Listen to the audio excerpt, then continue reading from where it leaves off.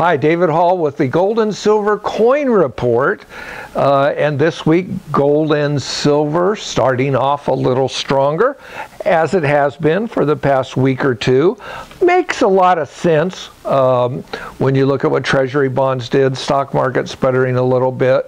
And the prices got so cheap for gold and silver, the world's not going to let that happen for too long. So what about silver?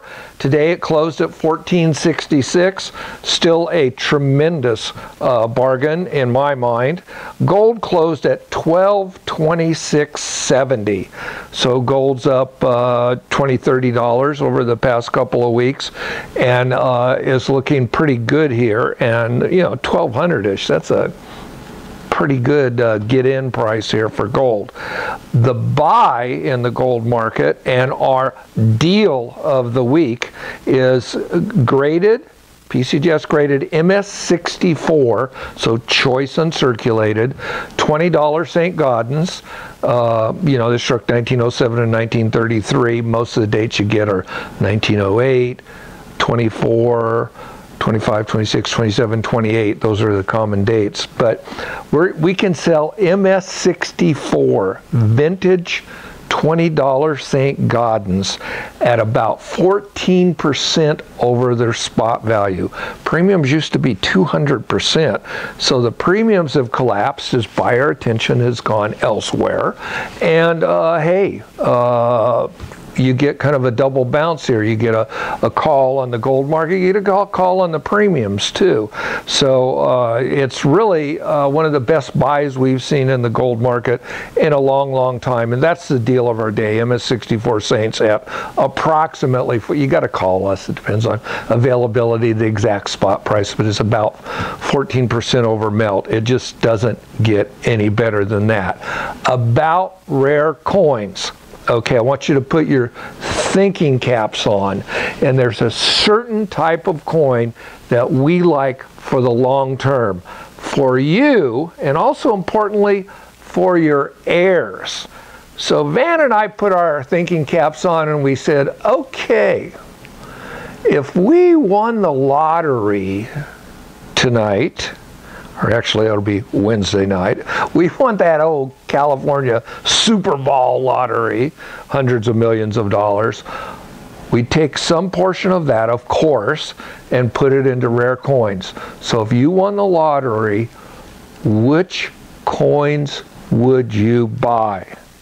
Secondly, thinking about your kids and grandkids, and rare coins a great way to pass wealth to your heirs. Very anonymous. Reminds me of a story. I was at the Long Beach Meet the Expert, and a girl came up and well, a woman, and said, I bought this coin in Beverly Hills. My dad bought this coin in 1978. And she opened up the package, and out slid a gem-proof $4 Stella. I just looked at her and said, lucky girl. She got it graded and it sold at auction for $425,000. Not a bad way for her dad to pass on wealth to his daughter. So that's the two things. What would you buy if you won the lottery? And what would you give to your kids for the long term? And there's a couple of concepts. And one concept I want to talk to you about is what I call the forever coin.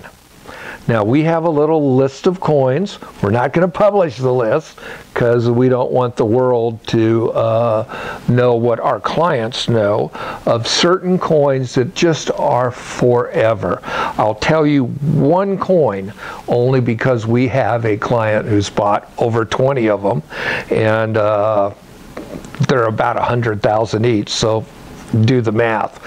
But anyway, what a great coin to have. It's the $50 Panama Pacific gold slug, one of the greatest coins of the 20th century, one of the greatest gold coins ever. Huge, over 2 ounces, U.S. gold coin, biggest ever made. That coin was good when I started in the 60s. In the 70s, when Japan was going to take over the world, if you remember all the books about Japan management.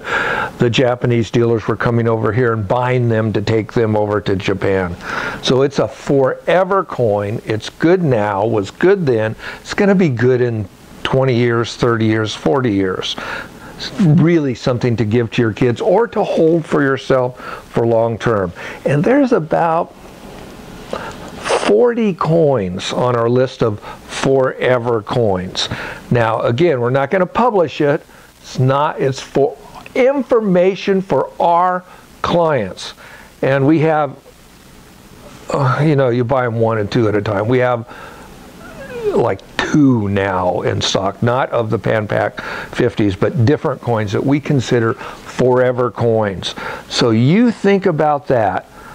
If you won the lottery and wanted to put some of your money in coins, if you want to give something really significant, like that one man gave to his daughter, the coin he bought in 1978, and she cashed in, I think 2 years ago, 400 grand. What do you want to do? What coins, okay? And so then you call up Van, okay, and he'll talk to you about what forever coins are available. And then, once you let us know that you're interested, as they become available, it's not like something you can go to the grocery store and buy. You have to wait. They're rare.